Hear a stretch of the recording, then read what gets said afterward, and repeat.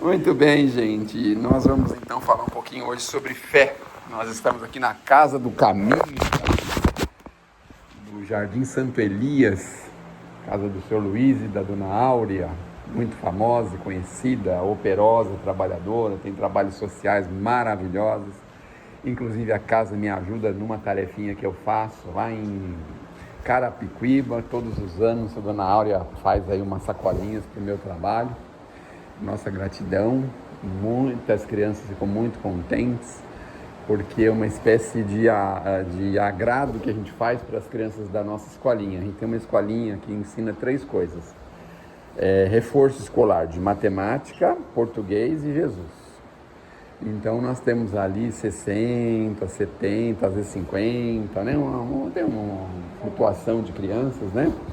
Que estão lá com a gente o ano inteiro, e aí por participar mais de 20 atividades, aí eles ganham o direito de receber a sacolinha. E uma das benfeitoras é aqui, tanto a Silvana como a Dona Áurea. Silvana é a organizadora oficial aqui da casa, ela não deixa escapar nada. Se for uma sacolinha diferente da outra, ela não cumpriu o seu papel. Então, né, todas elas vão tudo certinho, né, Dona Áurea? Tudo igualzinho. É bem diferente da nossa entidade, porque da nossa entidade a gente não tem funcionários tão eficientes assim. Depende ao tempo da empresa, depende da qualificação da empresa para ter profissional bom, né? Como a minha ainda está se qualificando, então a gente ainda não tem alguém que tenha essa severidade, essa disciplina. Eu ainda vou ter a chance de fazer, né? De fazer esse trabalho que a Silvana faz junto com a Dona Áurea. Então, a empresa aqui é muito boa, podem confiar, vem aí, os espíritos que trabalham aqui são espíritos de altíssima envergadura, porque eles não trabalham em empresas assim muito michuruca, que nem aqui na Terra, né? Aqui na Terra também, né? As melhores qualificações estão em empresas melhores, né? Então eles estão aqui, trabalham praticamente todos os dias da semana essa casa, tem atividades aí a mão cheias. E a gente precisa dar um passo sempre a mais. Daqui, sair daqui, ir para as escolas, das escolas para o trabalho e continuar. Nós não podemos só ficar aqui na assistência, temos que fazer disso aqui uma ponte para o trabalho, né, Dona Áurea? Para a assistência, para a gente se desenvolver. O objetivo da doutrina espírita é fazer com que a gente se desenvolva, que a gente cresça, que a gente amplie os nossos horizontes mentais, porque um trabalho que a doutrina faz com a gente é ajudar a gente a pensar. Então, até ontem a gente pensava na vida de uma forma. Depois que a gente conhece a doutrina, a gente passa a pensar na vida de uma forma mais ampliada. E não significa um privilégio isso em absoluto, mas significa para a gente essa forma ampliada de saber que a gente, por que nós estamos aqui, da onde que nós viemos, para onde que nós vamos, o que nós temos que fazer aqui. A doutrina explica para a gente. A doutrina mostra para a gente com tranquilidade o porquê das nossas dificuldades, dos nossos problemas, das nossas complicações. Ela mostra para a gente, inclusive, detalhes pequenininhos do nosso dia a dia, trabalhos em família, convivência em família, o trabalho material, por que nós vamos para essa direção, não fomos para outra. Alguns vão para a área pública, outros vão para a área particular, né? Algumas pessoas vão para determinados tipos de profissão, outras vão para outro. Algumas pessoas não conseguem se engajar em profissão nenhuma. A gente já começa a entender essas coisas. Olha que interessante, até há pouco tempo atrás, a gente olhava às vezes um familiar nosso, um parente nosso, vendo que ele não consegue trabalhar, não consegue fazer nada, todo mundo tem que ajudar, e a casa dele tem que pagar o aluguel para ele, e aí põe ele no emprego, ele fica poucos dias, já sai. E a gente não conseguia entender que isso acontece, por que isso acontece, né? Agora, com a doutrina, a gente vai entendendo que nós estamos aqui pela primeira vez, que nós já passamos pela Terra e que nós temos aí toda uma história, um livro que nós estamos escrevendo aqui na Terra. A Terra é uma galáxia, está situada numa galáxia pequenininha diante do universo. E quando as pessoas falam em nome de Deus, e é por isso que os judeus, nossos irmãos, falam assim, não pode falar o nome de Deus em vão. Então eles nem podem escrever Deus, eles escrevem o D com uma estrofe, né? E não escrevem Deus, né, propriamente dito, porque nós estamos, assim, por assim dizer, num povoado, numa galáxia assim, praticamente insignificante do universo. E é óbvio que Deus tem muito mais o que fazer, não é mesmo? e não ficar atrás das nossas picuinhas, porque aí as pessoas querem colocar Deus em todos os seus problemas e querem que Ele resolva os problemas para a gente, não é? Então a gente está aí com um problema de saúde, ai Deus me ajude, claro, as leis vai nos favorecer. Ele tem uma cadeia enorme de funcionários dentro de uma hierarquia irrepressível, que é capaz dele poder nos ajudar dessa forma. Então a gente precisa se contentar com aquilo que a gente tem ao nosso redor. Às vezes um apoio amigo, uma casa amiga, às vezes um médico que pode nos favorecer, porque a gente na doutrina espírita aprende que o homem, como é que é o termo que a gente usa assim? O homem recebe ajuda do próprio homem. Então as leis são tão perfeitas, que a gente se ajuda, às vezes até sem perceber. Às vezes a gente tem uma pessoa que a gente pensa assim, um mercenário, ele só quer saber de dinheiro, ele só quer saber disso. Mas às vezes por trás daquilo tem todo um progresso que essa pessoa promove, se desenvolve, cria milhares e milhares de empregos.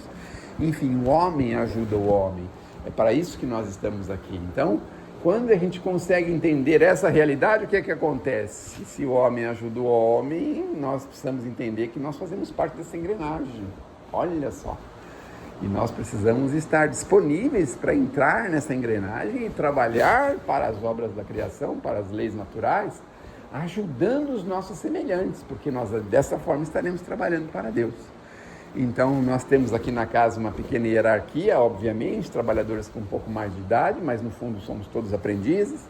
E no fundo a gente vai entender de que todos nós temos um objetivo comum, é a nossa evolução, e que todos nós vamos estar do outro lado da vida, não muito em breve, no caso de vocês, talvez daqui uns 100, 150 anos. No meu caso, acho que talvez daqui meia hora, 40 minutos, mas no caso de vocês, bastante tempo ainda, tá certo? E aí, quando a gente chegar do outro lado da vida, a gente tem que olhar para trás e pensar uma coisa que é o que dá mais medo da morte para todos os espíritos, que eles nem sabem por que tem tanto medo da morte. Os espíritos não têm medo da morte? Nós encarnados não temos medo da morte? E a gente tem tanto medo da morte, sabe o que é? A gente chegar do outro lado e perceber que nós não fizemos coisas que a gente poderia ter feito. Ai, é triste para o espírito isso, é muito triste. Então, às vezes, a gente é solicitado em alguma atividadezinha, em alguma colaboração, em alguma ajuda, em alguma coisa que a gente poderia, com muita folga, com muita tranquilidade, ter feito. E nós não fizemos por comodismo, por preguiça, por qualquer outro motivo. Então, é por isso que a gente tem muito medo, porque a gente vai se deparar com a gente mesmo, não é? Como se a gente olhasse no espelho e aí o espelho começasse a mostrar, né, as nossas deficiências, as nossas faltas. Aí fica percebendo para ver se tem alguém olhando. Será que não dá para pôr uma película? Como é que chama aquela película que põe assim no telefone para ninguém ver? Isso é filme? Não, uma película que põe no telefone para ninguém ver do lado. Como é que chama essa película? Tá. É de secreta? Não, é de privacidade, não é? A gente queria pôr essa película no espelho para ninguém olhar nas coisas mínimas que a gente poderia ter feito e a gente não fez. Meu Deus do céu, o que está olhando o espelho dele do lado, se ele dá uma olhadinha assim, a gente já vai ficar constrangido. Então, a gente também não deve olhar o outro, só fica focado no nosso, tá certo? Para a gente poder saber a partir dali o que a gente precisa fazer para, quando voltar numa condição melhor. É o que nós estamos fazendo há muitos séculos. Alguns estão no planeta há muitos séculos, mais tempo do que Jesus passou por aqui, há muito mais do que 2000 anos. E muitas vezes a gente anda em círculo em determinadas coisas. E aí a gente vai e volta numa roda de reencarnações quase sem nenhum tipo de desenvolvimento e de crescimento. Aí o Kardec teve que vir aqui e falar o seguinte: vamos crescer, vamos evoluir, vamos se desenvolver, vamos fazer coisas melhores, vamos mudar um pouquinho esse jeito de pensar. Porque a gente não pensava em espiritualidade, a gente descia no mundo e achava que a vida acabava com a morte. Acaba com a morte, vamos aproveitar a vida, né? Agora está chegando o carnaval, não tá? Aí todo mundo quer aproveitar a vida, né? Mas alguns já estão aproveitando a vida, assim, procurando sossego, tranquilidade, aí vão para lugares afastados, para sítios, esses lugares mais assim.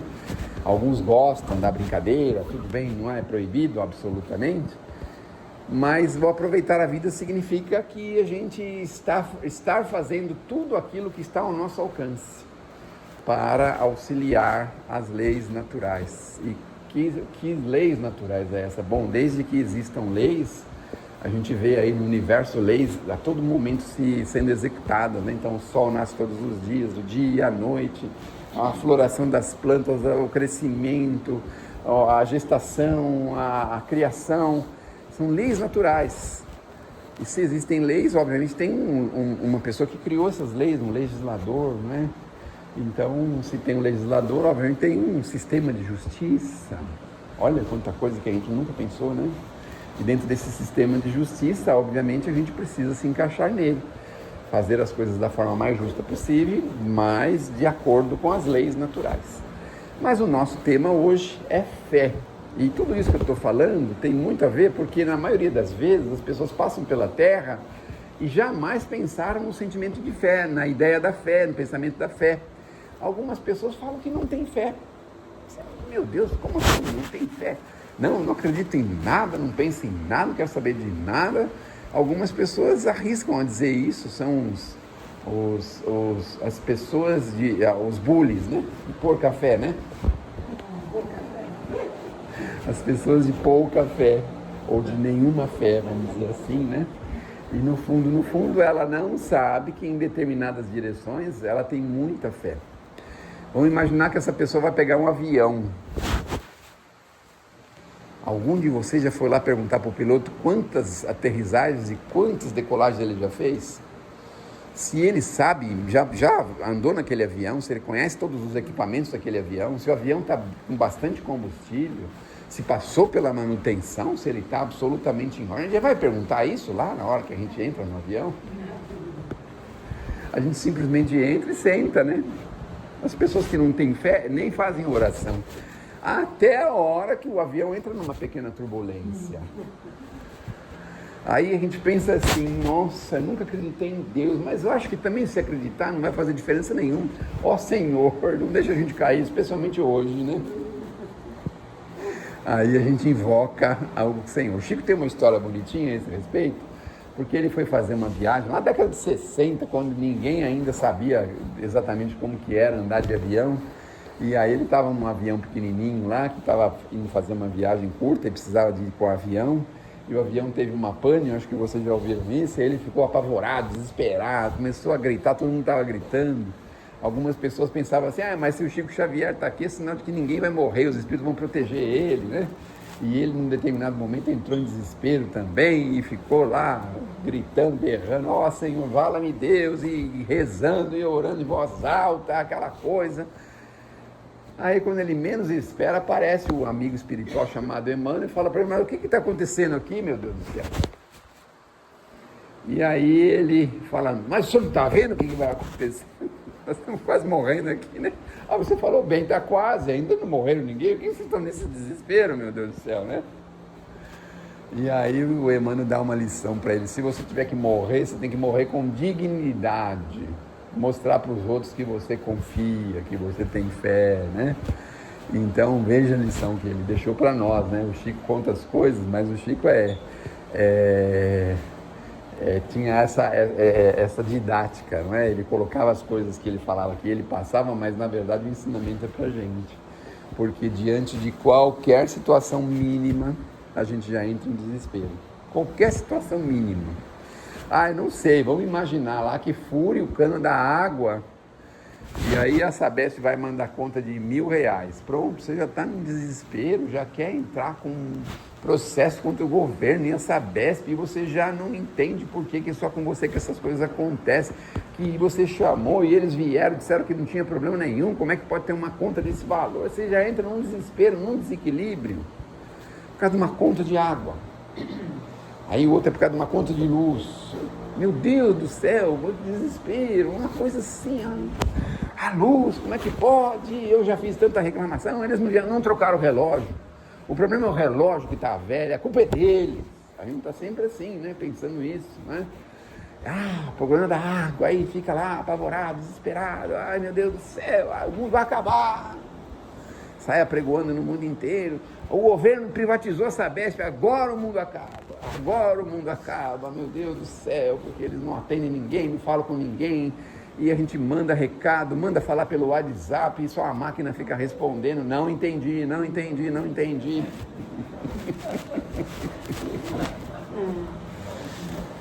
E aí a gente pensa, meu Deus, por que tudo isso? Por que a gente fica tão desesperado por causa de uma conta de água? Faz os procedimentos, de repente o vazamento é dentro da sua casa, faz os procedimentos normais. Chama uma pessoa lá para ver, não, vai custar dinheiro, mais a conta, mas... Chama a pessoa, resolve o problema com tranquilidade, com calma. A BMW do homem, o homem jogou o tijolo na porta da BMW, o homem já quis pegar o primeiro que ele encontrou, lá viu a lição que ele recebeu, né?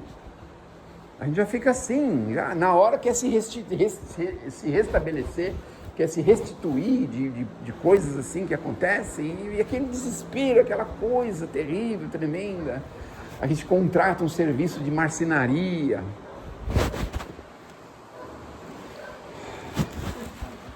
Vamos pôr o armário da cozinha, quanto que é? 30 mil reais. A gente fala, meu Deus, o senhor fez um curso de marceneiro? Aonde que é esse curso? É na faculdade de São Paulo, a Universidade de São Paulo? Onde que é? Onde que é esse curso, né? Aí aquele desespero, aí o homem vai 2 dias, não vai 3, você já fica desesperado, porque as suas panelas estão tudo para fora, e o mundo vai acabar e minhas panelas vão ficar para fora, meu Deus do céu, se eu chegar do outro lado e minhas panelas estiver tudo para fora. E esse marceneiro que fez um curso lá, sei lá onde que ele fez esse curso aí, para custar 30 mil reais, porque você descobriu que a chapa de madeira custa 300 reais, ele usa 3 chapas lá, e aí ele cobra 30, você fala, misericórdia, como pode ser tão caro assim? Aí você chama o encanador, ele cobra 1.000 reais, porque trabalhou o dia inteiro na sua casa, fala, meu Deus, você ganha 1.000 reais por dia, aonde que é esse curso? Quem é que faz esse curso, meu Deus? Aí vem o pedreiro para tampar o buraco do encanador, e o pedreiro fala, é 700 reais para tampar esse buraco, é 3 horas de serviço, e fala, onde que é o curso de pedreiro, pelo amor de Deus? Ufa, aí você vai no advogado, ele cobra 50 reais a consulta, você fala assim, eu rasgo 50, mas não te dou. Advogado é uma raça que não vale nada.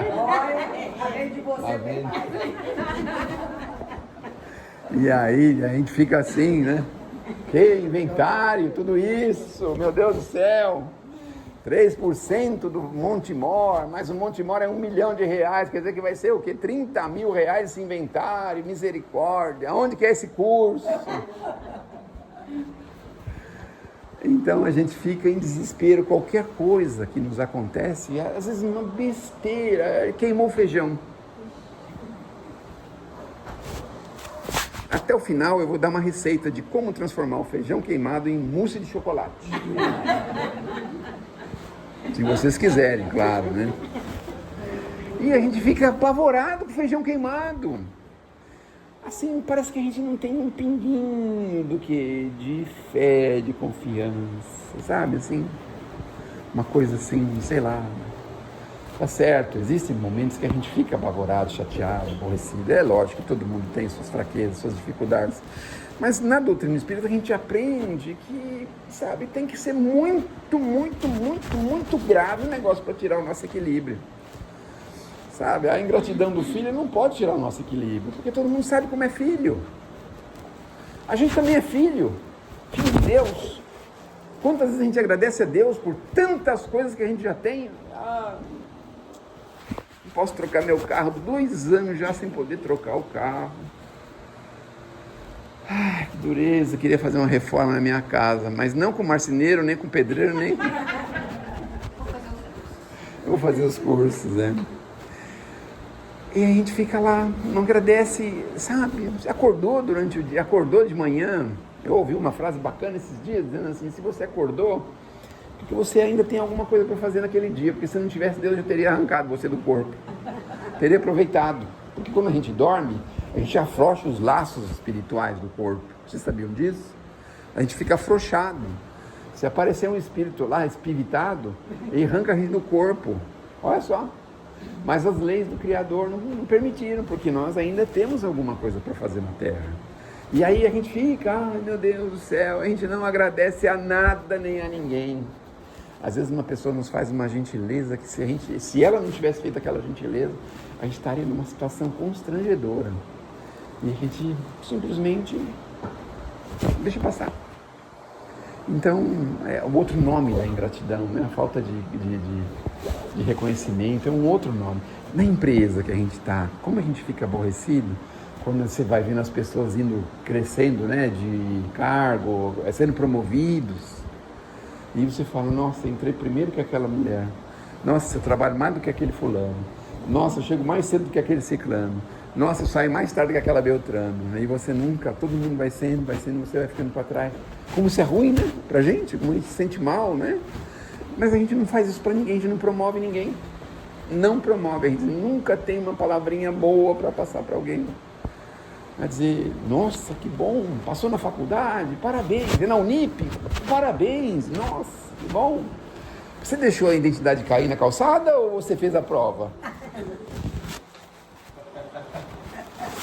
Olha o que a gente fala, né? Olha o que a gente fala, não é? Nossa, você comprou esse carro francês? Você tá louco da cabeça? O carro não vale nada. E às vezes é a paixão da pessoa. Que é aquele carro, que tem ela querer aquele carro. Afinal de contas, o problema é dela, o carro é dela. Os mecânicos também fizeram curso, mas os cursos de mecânico foram em escolas menores. Então tem coisa mais barata, tem coisa mais cara. Não é que nem um marceneiro que vai fazer um armário. É outra coisa, diferente. Mas por que a gente gosta de fazer isso com os nossos semelhantes, com os nossos irmãos? Não tem uma palavrinha. Você está fazendo quimioterapia? Meu Deus do céu, uma tia minha fez 2 e pá, foi para a cidade dos pés junto. Olha como que a gente faz isso com as pessoas. Não é por isso que a gente tem que estar com o coraçãozinho fortalecido, com a fé fortalecida, porque aí você leva no esportivo, você nem se incomoda, isso não incomoda absolutamente nada, sabe? Ai, minha filha está grávida. Ah, e aí, quando que ela casou? Sabe assim? Não tem essas conversas fiadas? Não é? Ah, mas se você está bem evangelizado, fala assim, não, você está vivendo num século passado. Ela está colaborando com a espiritualidade, os espíritos precisam reencarnar. Mas e o pai? O que importa é o pai? Ela tem a família, tem a mãe, tem os avós, tem tanta gente para cuidar dessa criança que a gente esperava com tanto ânimo em ter um neto. Não tem família que gostaria tanto de ter um neto e não tem. Não importa do jeito que ele viesse, não importa, não importa. Então é assim, quando a gente está mais preparado, veja como essas coisas não incomodam tanto a gente. Nossa, seu carrinho está na hora de trocar, hein? Ah, tá me levando para todo lugar, tá bom, tô tão acostumado com ele. Olha, no fundo é que eu tô apegado a ele, sabe? Nossa, você tá apegado a esse carro? Uma Brasília 77? Eu tô apegado a ele. 40? A gente tem que estar evangelizado para escutar essas coisas, né? Foi a coisa mais feliz que eu tive na minha vida. Fiquei quase 30 anos com ele, olha. Assim que a gente responde, tá vendo? Assim. Então, a gente precisa estar preparado muitas vezes para essas coisas. E isso o que é? Fortalecimento da fé. Como que fortalece a fé? Conhecimento, entendimento, prática. Prática cristã. Alguém fez alguma coisa para você, esquece. No trânsito, não revide, não pense em revidar. Algum problema em família, na rua, com vizinhos. Continua fazendo sempre o que você sempre fez, continua tranquilo, confiante, segue em frente. Então essas coisas vão devagarzinho fortalecendo a gente, quando a gente sabe que nós estamos aqui por tarefas maiores. A gente não está aqui para ficar brigando com picuinha com as pessoas, nós estamos aqui em tarefas muito maiores. Tem muitas pessoas que dependem da gente, muitas pessoas. Às vezes crianças, né? Filhos, netos, sobrinhos, que precisam da gente, do nosso equilíbrio, da nossa atenção, do nosso tempo. Nós estamos aqui para crescer, para se aprimorar. Não é só familiares que precisam da gente, pessoas carentes precisam da gente, pessoas que estão vivendo dramas, pessoas que estão muitas vezes hoje em uma modernidade triste, né? Que a gente vê os idosos sozinhos dentro de casa, sozinhos. Por causa daquela história, pegaram um exemplo americano de que o menino tem que sair de casa com 20 e poucos anos, que tem que morar sozinho para ele aprender a viver. Deixa os pais longe, os avós longe. Não raras vezes eles acabam desencarnando sozinhos em casa e ficam lá dias e dias esperando um socorro. Então, a gente está para essas tarefas. Não posso conviver com a minha avó, mas eu posso ter contato com ela constante, visitá-la constantemente. Olha, uma tarefinha que muitas pessoas não valorizam. Então, aproveitar momentos assim, sabe, de valorizar as pessoas, as crianças, dar suporte para as crianças. Se tem um sobrinho que precisa de ajuda, ajuda. Se ele quer estudar, ajuda ele a estudar. Faz o possível para que ele se mantenha bem equilibrado, estudando, com a cabeça ocupada, crescendo, se desenvolvendo. A gente fecha em muros e muros e muros, com chaves e portões e chaves e janelas e portões, e não quer saber nada do que está acontecendo ao nosso redor. Aquele livro Renúncia, Alcione, veio na Terra para ajudar um senhor chamado Carlos Klinigan, e ela não conseguiu ajudar. E aí, quando ela chegou mais para frente da existência, já quase no fim da existência, ela resolveu entrar para uma ordem religiosa, só que ela cometeu um crime, porque ela ajudava as pessoas que viviam na porta, tinham necessidades, morriam, passavam fome, frio. Ela pegava as coisas do convento e levava lá para ele, cometeu um crime. Foi condenada, foi julgada, condenada e levada à morte por esse crime, justamente por quem? Por aquele espírito que ela veio ajudar. Então ela saiu de dentro de si. E nós precisamos sair também, aderirmos a campanhas. A casa faz campanhas constantes. Aqui tem trabalhos aí que saem na rua. Vai lá, escuta um pouquinho a história deles, veja o que eles estão fazendo, como que eles estão. Não gosto, não. Vem aqui descascar legume. Já começou? Já.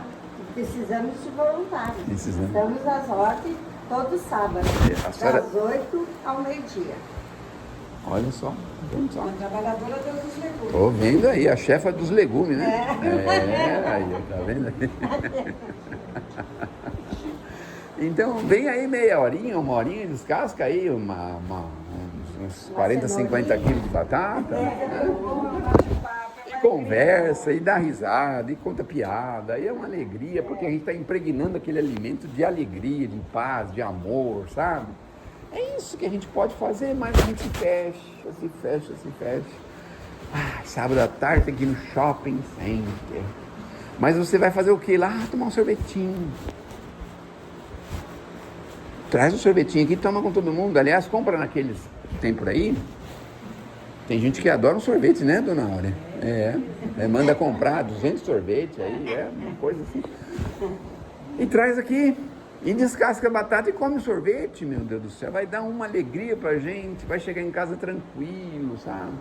Boas companhias. Quando a gente vai no shopping, não sei se acontece isso com vocês, mas quando o pessoal fala em casa, nós vamos no shopping, você também vai. A misericórdia, eu já começo a rezar da minha casa. Eu não dou 2 ou 3 passos lá dentro, eu não aguento mais, eu quero sentar, fico cansado, falar, ai Jesus amado, pode ir vocês, eu vou ficar esperando aqui. Aí saio de lá quase que rastejando, meu Deus do céu, não sei porque que aquilo me cansa tanto, não sei, parece que tem uns espíritos que arrancam toda a energia da gente naquele lugar, arranca tudo, ai meu Deus do céu. Quase todos os homens são assim?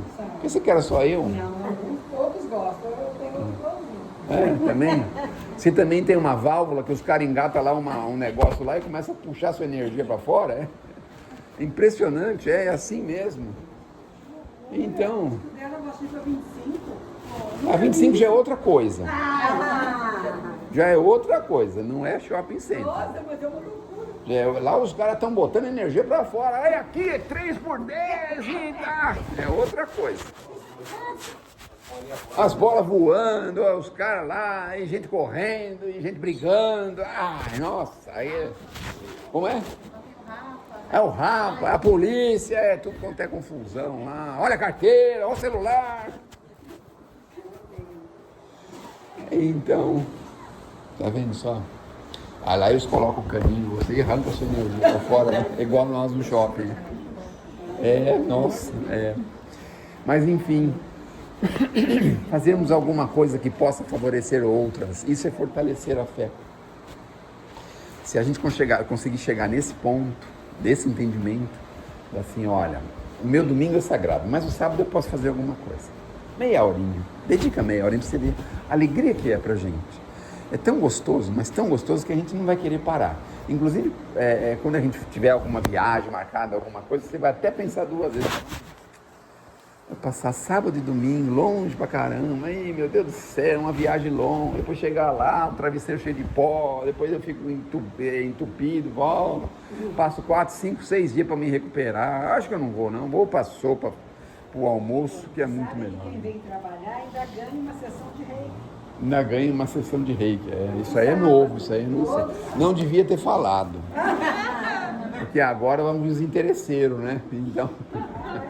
Venha por qualquer motivo, depois gosta. Qualquer motivo, depois gosta. É isso aí. Que Deus nos abençoe, que Jesus nos ilumine, que possamos sair daqui melhores do que chegamos e, se for possível, aprendamos a cultivar e fortalecer a nossa fé. E a nossa fé é a seguinte: a gente sabe que tudo o que está associado a nós, que está ligado a nós, existe uma razão de ser. Confie em Deus profundamente. Isso vai nos dar uma fé tão profunda. Vai receber uma notícia médica, qualquer coisa, tá tudo bem. Se eu tiver que desencarnar com esse problema, o que eu posso fazer? Não posso fazer nada. Vai fazer todos os recursos possíveis, mas paciência. Mas aconteceu tal coisa. Vamos reconstituir, vamos melhorar, vamos corrigir. O fulano teve um prejuízo, vai lá, faz uma vaquinha para ele, dá um dinheirinho, ajuda. Se a gente tiver fé a ponto de transportar montanhas, Jesus falava do grão de mostarda, né? Em casa tem um monte de grão de mostarda, mas eu nunca lembro de trazer. Ele é uma bolinha pretinha, assim, pititica de nada, não é? Se você colocar no bolso, você não acha mais, você perde. De tão pequenininha que é esse grão de mostarda. Aí você planta, aí ele começa com uma verdurinha, aquela mostarda, mas ele vai crescendo, entra uma raiz no meio, começa a sair um tronco no meio, vai crescendo, fica uma árvore enorme. Aquela sementinha tem uma árvore enorme guardadinha lá dentro.